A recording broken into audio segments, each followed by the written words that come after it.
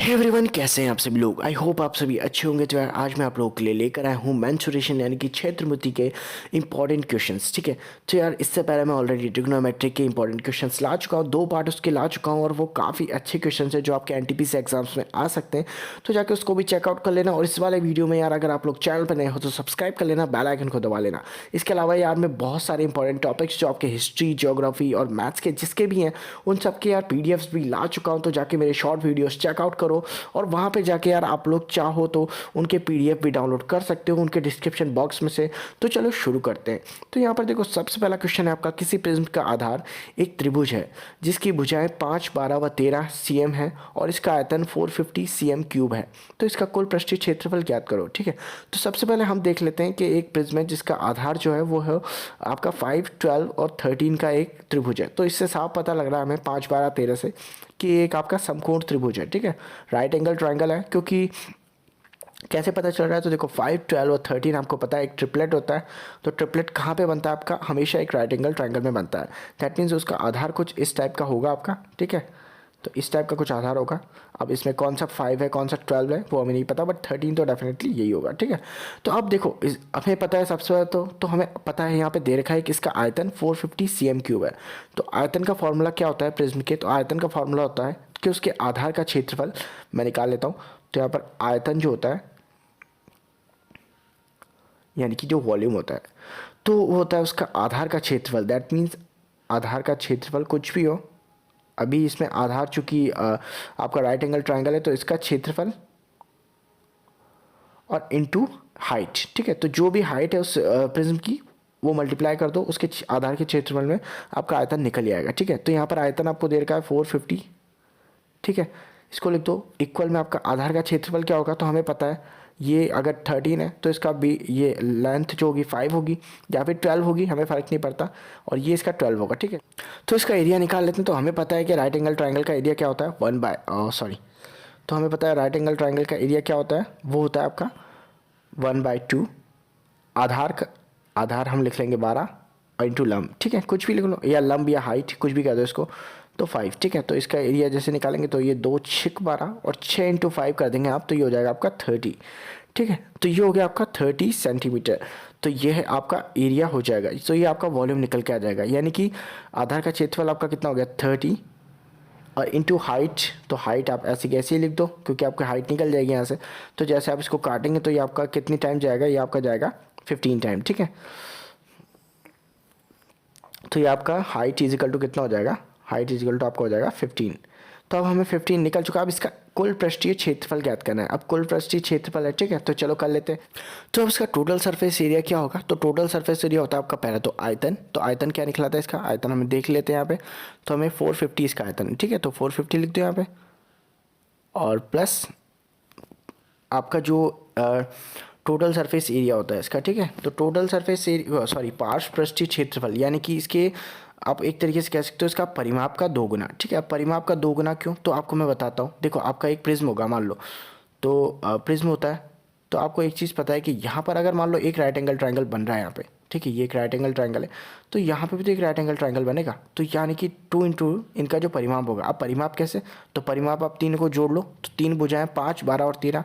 तो 5 + 12 + 13 करोगे आप कितना हो जाएगा, तो 13, 12, 25 और 30, यानी कि एक त्रिभुज का पेरीमीटर कितना हो गया 30। तो दोनों का कितना हो जाएगा 2 इंटू 30। तो यहाँ पर 2 इंटू 30 कर दो। ठीक है, तो 2 इंटू 30 करा तो यहाँ पर 450 + 2 इंटू 30, तो इनको दोनों को जोड़ देंगे आप तो 610 आ जाएगा। ठीक है, और यही आपका टोटल सरफेस एरिया होगा इसका। 510 हो गया ये। ठीक है, कैलकुलेशन मिस्टेक हो गई। चलो अगला क्वेश्चन करते हैं। तो यहाँ पर आपको दे रखा है एक वर्गाकार आधार वाले प्रिज्म की ऊंचाई 15 सेंटीमीटर है। यदि इसका कुल पृष्ठीय क्षेत्रफल 608 सेंटीमीटर स्क्वायर है तो इसका आयतन ज्ञात करो। ठीक है, तो देखो सबसे पहले तो वो कहना चाह रहा है आपसे कि एक वर्गाकार है। ठीक है, यानी कि वर्गाकार आधार है यानी कि वर्गाकार होगा, ये बराबर ही मानना। ठीक है, ये ए चारों ए ही हो जाएंगी। ठीक है, तो अब आपसे पूछा है कि यहाँ पर कुल पृष्ठ क्षेत्रफल 608 दिया हुआ है, तो 608 लिख लेते हैं। तो टोटल सरफेस एरिया आपका कितना दिया हुआ है, तो वो दिया आपका 608। तो टोटल सरफेस एरिया की वैल्यू कितनी होती है, तो टोटल सरफेस एरिया की अगर आपको पूछे हैं फॉर्मूला, तो उसमें आपको पता है कि आपका जो पार्श्व पृष्ठीय क्षेत्रफल होता है प्लस आपका जो आयतन होता है दोनों का मल्टीप्लाई होता है और 2 टाइम आयतन होता है इसका। तो यहाँ पर क्या करो, आपका आयतन क्या होता है, तो आपका होता है एरिया का स्क्वायर, ठीक है। तो 2a², ठीक है। तो एरिया आपको पता है कि वर्ग का आप एरिया निकालेंगे तो a² होता है, प्लस अब आपको पता है कि उसका जो पार्श्वपृष्ठीय क्षेत्रफल होता है, तो पार्श्वपृष्ठीय क्षेत्रफल कैसे निकालते हैं, तो पैरामीटर और प्लस आपका जो हाइट है, ठीक है। तो पैरामीटर कितना है इसका, तो पैरामीटर आप देख लो ए यानी चारों को प्लस कर दो, यानी कि ये 4a हो गया, ठीक है।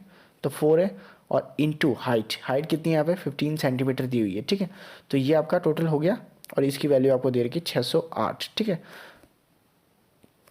तो अब मैं क्या करता हूँ, यहाँ पे 2 मैं कॉमन ले लेता हूँ, ठीक है। तो 2 अगर कॉमन ले लेता हूँ, अभी 2 ही कॉमन ले रहा हूँ, तो यहाँ पर आपके अंदर बचेगा a² प्लस 2a इंटू 15, ठीक है। तो 2a इंटू 15 विच इज़ 30 है, तो यहाँ पर 30a बच गया और यहाँ पर आपका 608 है, ठीक है। तो अब यहाँ पर हम 2 से 608 को काट देंगे तो कितनी बार कटेगा, ये आपका 304 बार कट जाएगा, ठीक है। तो यहाँ पर आपके बचा अब a² प्लस 30a, ठीक है। तो ये आपका 304 के बराबर बचा। अब देखो इसको सॉल्व करने का है तो आप थ्योरम बना लो, इसकी द्विघात समीकरण जो बनती है वो बना दो, या फिर दूसरे तरीके से यार आप ऐसे कर सकते हो। आप देखो चेकआउट करोगे, यहाँ पर a कॉमन लो तो यहाँ पर आपके अंदर बचेगा a प्लस 30 और इजिकल टू आपका 304 बनेगा, ठीक है। तो अब एक काम करो, ए आपको पता है ए जो है और अंदर भी ए है, प्लस करना पड़ेगा। तो अब एक चीज़ देखो यार कि अगर आप यहाँ पर ए की जगह मान लो 1 रखते हो, ठीक है, 1 रखते हो तो अंदर आपको 1 प्लस 30 करोगे तो ये आपका कितना हो जाएगा 31। तो आप देखो यहाँ पर जो यूनिट डिजिट है वो 1 है, तो वो 1 ही बनाएगा, ठीक है। तो अब एक चीज़ ऐसी कोई यूनिट डिजिट देखो जो आपकी 4 बनाए, तो यहाँ तो आप अगर आप 2 रखोगे तो 2 इंटू अंदर कितना हो जाएगा 32, तो 32 तो 2 दूनी 4 तो बन रहा है, लेकिन ये 64 पे अटक जाएगा, ठीक है। तो हमारा आंसर नहीं आ रहा। तो अब अगला देखो, तो अगला कौन सा नंबर हो सकता है, 4 रखते हैं तो 4 चौके 16, वो तो बनाएगा नहीं। फिर हम 5 पंजे 25, 6 छंग 36, तो अगला नंबर अगर हम 8 रखते हैं यहाँ पे, ठीक है। अगर हम यहाँ पर 8 रखें और 8 इंटू यहाँ पर 38 हो जाएगा, तो अब इसको मल्टीप्लाई करें तो 3 अट्ठे 240 तो ये हो गया और 8 अट्ठे 64, तो ये आपका 240 प्लस 64, तो ये आपका 304 हो रहा है। दैट मीन्स ए की वैल्यू यहाँ पर कितनी आ गई आपकी 8, ठीक है। तो अब ए की वैल्यू अगर आपकी 8 आ गई, यानी कि वर्ग की एक भुजा कितनी है 8 सेंटीमीटर की है, ठीक है। तो अब आपसे पूछा गया था इसका आयतन ज्ञात करो, तो इसका आयतन ज्ञात करना है तो हमें पता है आयतन कितना हो सकता है इसका, ठीक है। जो भी आपका जो आकृति दे रखी हो उसका आपको स्क्वायर निकालना है, यानी कि उसका क्षेत्रफल निकालो और इसको हाइट से मल्टीप्लाई कर दो, ठीक है। तो इसका ए का स्क्वायर, तो ए का स्क्वायर इंटू हाइट, ठीक है, ये हो जाएगा इसका आयतन। तो ए कितना है आपका 8, तो इसका स्क्वायर करेंगे तो आप 64 और इंटू हाइट कर दो, यानी कि 15 से 960 आपका राइट आंसर होगा, ठीक है। चलो अगला क्वेश्चन करते हैं। तो यहाँ पर अगला क्वेश्चन आपको देखा, किसी पिरामिड का आधार 6√3 है, भुजा की एक समबाहु है, ठीक है, समबाहु त्रिभुज है उसका आधार, और यदि इसकी तिर्यक ऊंचाई 5 सेंटीमीटर है तो आयतन ज्ञात करो, ठीक है। अब पिरामिड आपको दिया हुआ है, तो सबसे पहले तो हमें पता है कि यहाँ पर पिरामिड एक आपको कौन सा एंगल दिया हुआ है, तो यहाँ पर आपको एक समबाहु त्रिभुज दिया हुआ है। समबाहु त्रिभुज के आपको पता है कि तीनों जो भुजाएं होती हैं वो बराबर होती हैं, तो अगर ये 6√3 है तो ये भी 6√3 होगी, ये भी 6√3 होगी, ठीक है। खैर से ज़्यादा फर्क नहीं पड़ेगा हमको। अब एक चीज़ देखो, यहाँ पर हमें 6√3 दे रखा है, तो सबसे पहले तो अभी हमें यहाँ पर क्या निकालना होगा, तो यहाँ पर हमें देखा है कि इसकी तिर्यक ऊंचाई 5 सेंटीमीटर दे रखी है, तो हमें आयतन अगर इसका निकालना है तो पहले तो हमें इसकी सीधी ऊंचाई चाहिए, क्योंकि देखो अभी तो हमें इसकी ये वाली ऊंचाई दी हुई है, बट हमें एक्चुअल में आयतन निकालने के लिए ये वाली ऊंचाई चाहिए, ठीक है। तो ये जो हमको चाहिए ये हमें दी हुई है, ये हमें गिवन है, ठीक है। तो अब हमें क्या करना है, हमें 5 सेंटीमीटर दी हुई है, तो हमें बस ये निकालना है, हमें इसकी वैल्यू पता करनी है, यानी कि हमें रेडियस पता करनी है, और अगर हमें ये पता चल जाती है तो हमें इसकी वैल्यू निकाल लेंगे, ठीक है। राइट एंगल ट्रायंगल में यही तो होता है। तो अब देखो कैसे निकालेंगे, तो यहाँ पर हमें दिया हुआ है 6√3 की भुजा, तो हमें पता है कि जब भी हमें हमें जब भी समबाहु त्रिभुज में रेडियस निकालनी होती है, छोटी रेडियस यानी कि अंतत सर्किल की हमें रेडियस निकालनी होती है, तो हम कैसे निकालते हैं, तो a/2√3, ठीक है। तो ये एक फार्मूला होता है, और अगर आप इसकी बड़ी वाली रेडियस निकालनी होती है, ठीक है, बाय जो रेडियस होती है वो निकालनी होती है अगर आपको, तो उसका फार्मूला होता है a/√3, ठीक है। तो अभी हमें क्या छोटी वाली निकालनी है, अंतर रेडियस निकालनी है, तो यहाँ पर हम कैसे करेंगे, इसको जो भी आपको a की वैल्यू दी हुई है, यानी कि 6√3 दी हुई है, तो 6√3 को डिवाइड कर दो 2/√3 से, ठीक है। तो 2/√3 से डिवाइड करोगे तो √3 से √3 जाएगा, 6 से ये 3 टाइम चल जाएगा, ठीक है। तो यानी कि आपके पास इसकी वैल्यू कितनी आ गई 3, और इसकी वैल्यू आपको ऑलरेडी दी हुई है 5, तो अब इसकी वैल्यू निकालना कितना मुश्किल है, तो हमें पता चल जाएगा इसकी जो वैल्यू है आपकी, यानी कि आपकी जो हाइट की वैल्यू है वो है आपकी 4, ठीक है। तो 4 गिवन है आपको, यानी सॉरी 4 आपने निकाली है, 5 आपको गिवन थी, ठीक है। तो आपके पास हाइट निकल के आ चुकी है। अब हमें प्रिज्म का जो है ये आयतन निकालना है। तो प्रिज्म के जो आयतन का फॉर्मूला वो होता है आपका आयतन का, तो इसमें और कुछ नहीं होता, सिर्फ यहाँ पर आपको क्या, सॉरी पिरामिड है, प्रिज्म नहीं। तो यहाँ पर पिरामिड में आपका जो आयतन का फॉर्मूला होता है तो 1/3, ठीक है। देन आपका जो भी एरिया, यानी कि जिस भी वैल्यू को बेस दिया हुआ है आपको उसका एरिया और इंटू हाइट, ठीक है। तो एरिया इंटू हाइट कर लो, इंटू जो भी हाइट है, ठीक है। तो यहाँ पर एरिया आपका दिया हुआ है कितना, 1/3, और संभव त्रिभुज का एरिया होता है आपका √3/4 और ए स्क्वायर यानी कि 6 इंटू 6 और √3 इंटू √3 आपका हो जाएगा 3, ठीक है। और हाइट आपको दी हुई है 4, तो 4 से आप 4 काट लो, 3 से आप 3 काट लो, ठीक है। तो आपका यहाँ पर कितना आ गया, 6 इंटू 6 यानी कि 36 और 36√3, तो यही आपका राइट आंसर होगा इसका, ठीक है। तो इसका आयतन आपका 36√3 हो जाएगा। तो आपका लक्षण दे रखा किसी शंकु की आधार त्रिज्या और ऊंचाई क्रमशः 5 सेंटीमीटर व 25 सेंटीमीटर है। शंकु को h सेमी ऊपर से आधार के समानांतर काटा गया तो छिन्नक का आयतन 110 सेंटीमीटर क्यूब होगा। छोटे शंकु की त्रिज्या ज्ञात करो। तो सबसे पहले मैं आपको समझा देता हूँ छिन्नक होता क्या है। तो मान लो आपका एक ये शंकु है, ठीक है, ये आपका शंकु होता है।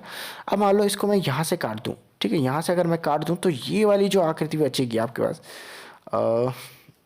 तो ये वाली जो आपके पास डायग्राम बच रहा है ना, ये आपका छिन्नक होता है, ठीक है। तो और ये आपका छोटा शंकु, और अगर आपको बड़ा शंकु निकालना तो ये वाला आपका बड़ा शंकु, ठीक है। तो अब आपको ये पूछ रहा है कि छिन्नक का आयतन आपको 110 सेंटीमीटर गिवन है, तो छोटे शंकु की त्रिज्या आपको ज्ञात करनी है। तो कैसे ज्ञात करेंगे, तो चलो निकालते हैं। तो सबसे पहले तो किसी शंकु का आधार की त्रिज्या और ऊंचाई, ठीक है। तो यहाँ पर हमको त्रिज्या दे रखी है, तो सबसे पहले हमें क्या करना है, यहाँ पर बड़े शंकु का आयतन, तो बड़े शंकु का हम आयतन निकाल लेते हैं, ठीक है। और अपॉन में आप छिन्नक का आयतन रख दो, ठीक है। तो छिन्नक का भी आयतन रख दो, आपकी वैल्यू निकल के आई जानी वैसे भी। तो छिन्नक का आयतन, तो आप लिखो यहाँ पे। तो इसका जो फॉर्मूला होता है आपको पता है कि आयतन निकालने का क्या होता है, 1/3 है ना, और 1/3 इंटू आपका जो भी उसकी आपको पता है सर्किल है तो πr² होता है। तो यहाँ पे पाई की वैल्यू 22/7, ठीक है। ये वाला डायग्राम मैं हटाता हूँ, ठीक है।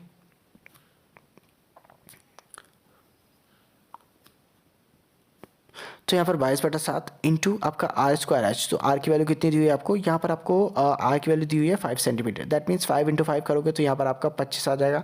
उसके बाद में हाइट आपको दी हुई है 25 सेंटीमीटर, तो एक और बार 25 आ जाएगा, ठीक है। तो अब यहाँ पर 25 आ गया, नीचे आपको ऑलरेडी 110 दिया ही हुआ है तो उसको सॉल्व करने की ज़रूरत ही नहीं है, ठीक है।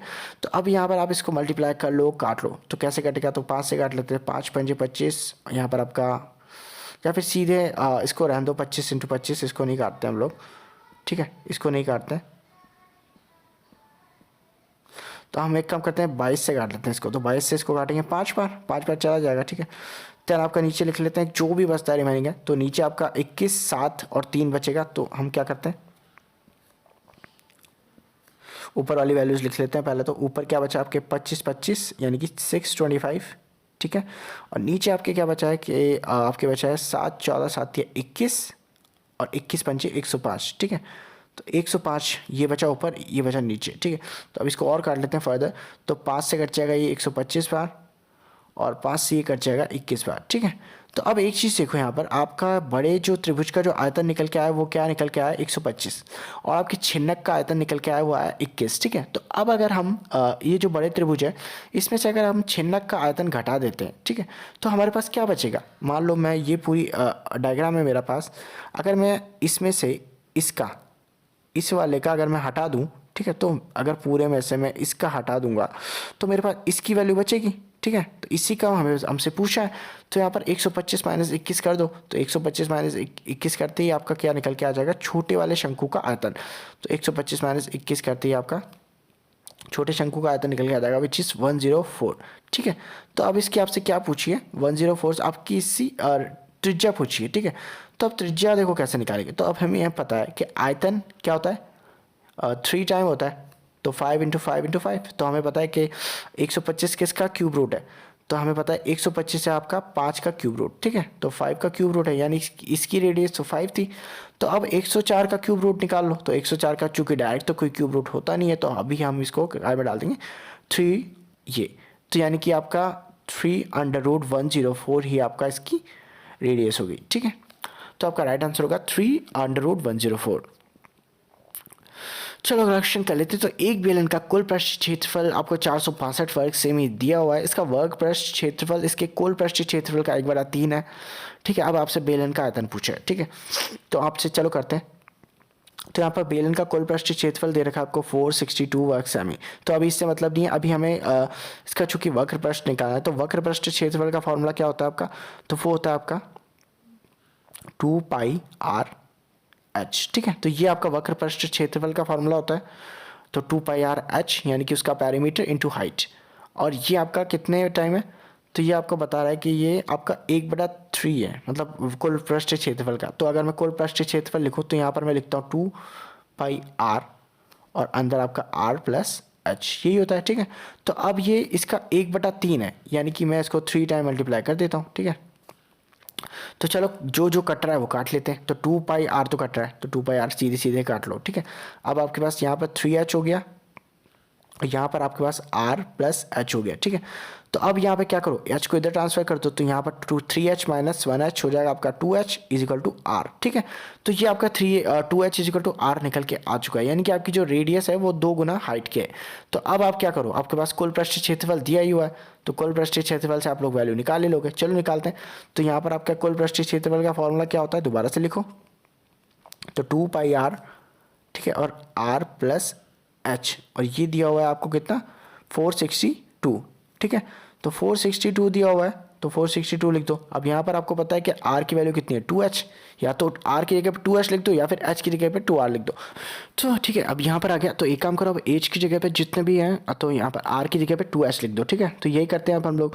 तो यहाँ पर 2π है ना, और r की जगह पे 2h लिख दो, ठीक है। अब यहाँ पर r अंदर दे रखा है तो फिर से 2h लिख दो प्लस h और इक्वल टू आपका 462, ठीक है। अब यहाँ पर 2π 2h हो गया, तो यहाँ पर लिख दो, वैल्यू डालते जाओ। तो 2 × 2 मल्टीप्लाई कर दो तो सीधे आपका ये तो हो जाएगा कितना। पहले एक काम करो, पूरी वैल्यू ही निकाल लेते हैं। तो 2π × 2h, तो 2π × 2h, ठीक है। अंदर आपका 3h हो जाएगा और यहाँ पर आपका 462 है, ठीक है। तो अब यहाँ पर क्या करते हैं, सीधे वैल्यूज पुट करते हैं। तो यहाँ पर पाई की वैल्यू पुट कर दो। यहाँ पर सबसे पहले तो 2 दूनी 4 हो गया आपका ये, तो 4, और यहाँ पर इंटू 22/7, ठीक है। h यहाँ पर 3h से मल्टीप्लाई हो जाएगा, तो ये आपका हो जाएगा 3h², ठीक है, 3h²। और यहाँ पर आपका 462 ऐसा ही रहेगा। देन आपका 22/7 से ही कट जाएगा, तो काट लेते हैं। जो जो चीज़ें कट रही हैं काट लेते हैं। तो 22 से आपका कट जाएगा कितनी बार, 22 से आपका कटेगा ये 22 से 22 दूनी 44, और 2 और इधर जाएगा तो 1, यानी कि 21 बार कट गया, ठीक है। अब यहाँ पर आपका 7 मल्टीप्लाई हो जाएगा, उधर ले जाते हैं। तो आपका 7 उधर ले जाते हैं पहले तो यहाँ पर चलो वैल्यूज सीधे उधर ट्रांसफ़र कर देते हैं। तो 3h² इक्वल टू आपका 21 × 7 और अपॉन में 4 नीचे चला जाएगा, ठीक है। अब 3 है यहाँ से, तो 3 21 को कितनी बार काट देगा, 7 बार, ठीक है। तो अब आपके पास क्या वैल्यू आई, सॉरी, तो अब आपके पास क्या value I, h² equal to आपके पास आ गया 7 का स्क्वायर इंटू 4, 7 का स्क्वायर डिवाइड 4। तो h² अगर आपके पास 7 का स्क्वायर डिवाइड 4 है, तो ये आपके पास क्या वैल्यू हो जाएगी, h इक्वल टू आपके पास हो जाएगी 7/2, ठीक है। तो हाइट आपके पास कितनी आ गई, 7.5। तो आपसे पूछा क्या था क्वेश्चन में, आपसे बेलन का आयतन पूछा है, ठीक है। तो बेलन का आयतन हम लोग इजीली निकाल लेंगे, यही साइड में निकाल देता हूँ। बेलन का आयतन आपका क्या होता है, आपका होता है πr²h, ठीक है। ये बेलन का आयतन होता है। तो πr² की वैल्यू पुट कर दो सीधे सीधे। तो 22/7, ठीक है। r आपको क्या दिया हुआ है, अगर आपको पता है कि r जो थी आपकी 2h थी, यानी कि हाइट की 2 गुना थी, तो हमें सबसे पहले पता है कि आपका r कितना हो जाएगा। अगर आपकी हाइट है आपकी 3.5 है, तो आपका r रेडियस कितनी हो जाएगी, 7, ठीक है। तो रेडियस आपकी 7 हो जाएगी अगर आपकी हाइट 3.5 है। तो यहाँ पर r का स्क्वायर कर दो और यहाँ पर आपके पास 7/2, ठीक है। यही आपकी हाइट थी। अब काट लो जो जो कटता है, तो 7 से 7 काट लो, 2 से 11 बार कट जाएगा। तो अब आपके पास होता है 7 × 7 = 49 × 11, तो 49 × 11 कर लो, तो 49 इंटू 11 आपका आंसर आ जाएगा। तो 9, 9, 4, 3 और 4, सॉरी, तो 9, 4, 3 और 1, तो यहाँ पर आपका 5, यानी कि 539 आपका इसका आयतन होगा। ठीक है, चलो करेक्शन कर लेते हैं। तो यहाँ पर आपको एक बेलन और शंकु का आधार, त्रिज्या और ऊंचाई समान है। यदि उनके वक्र पृष्ठ क्षेत्रफल का अनुपात 8:5 हो तो उनकी त्रिज्या और ऊंचाई का अनुपात क्या होगा। ठीक है, तो यहाँ से आप कह रहा है एक बेलन और शंकु का आधार और त्रिज्या और ऊंचाई और समान है। ठीक है, तो अब उनसे आपको कुछ वैल्यू दे रखिए। तो यहाँ पर सबसे पहले तो वक्र पृष्ठ क्षेत्रफल है, तो वक्र पृष्ठ क्षेत्रफल का आपको अनुपात दिया हुआ है, तो सबसे पहले तो वक्र पृष्ठ क्षेत्रफल हम लोग निकाल लेते हैं। तो आधार, त्रिज्या और ऊंचाई चूंकि दोनों की इक्वल है, तो यहाँ पर वक्र पृष्ठ क्षेत्रफल का फॉर्मूला क्या होता है आपका, तो ये होता है आपका पाई आर, 2πr, ठीक है, 2πr h। ठीक है, तो ये इसका वक्र पृष्ठ का क्षेत्रफल होता है बेलन का। और अगर आप पूछें आपके शंकु की, तो वो होता है आपका पाई आर एल। ठीक है, पाई आर एल। अब आपका एल क्या होता है, एल होती है आपकी जो भी मतलब तिर्यक ऊंचाई होती है ना, उसको आपका एल कहते हैं। ठीक है, जैसे मान लो ये एक तो हाइट हो गई ये, और एक हाइट हो गई आपकी ये, तो इस वाली हाइट को आपका एल कहते हैं। ठीक है, तो अब हमें तो यहाँ पर चूंकि एल ही दिया हुआ है, तो अब हम इसको कैसे निकालेंगे, तो हो जाती है आपकी रेडियस। ठीक है, तो ये आपकी रेडियस हो जाती है, और ये वाली होती है आपकी हाइट, तो हाइट आपको यहाँ पर दी है। ठीक है, तो h, यानी कि अब हमें l की वैल्यू निकालनी है। तो l की वैल्यू कैसे निकलती है आपको पता है, ये वाली वैल्यू अगर हमें दो वैल्यूज़ दी हुई हैं, अगर हमें h दिया हुआ है, हमें r दिया हुआ है, तो इसकी वैल्यू कैसे निकलेगी आपकी, तो सिंपल सा फॉर्मूला है, अंडर रूट के अंदर h का स्क्वायर प्लस r का स्क्वायर, यही होता है। ठीक है, यही आपका कर्ण का जो स्क्वायर होता है वो होता है आपका आधार का स्क्वायर प्लस लंब का स्क्वायर।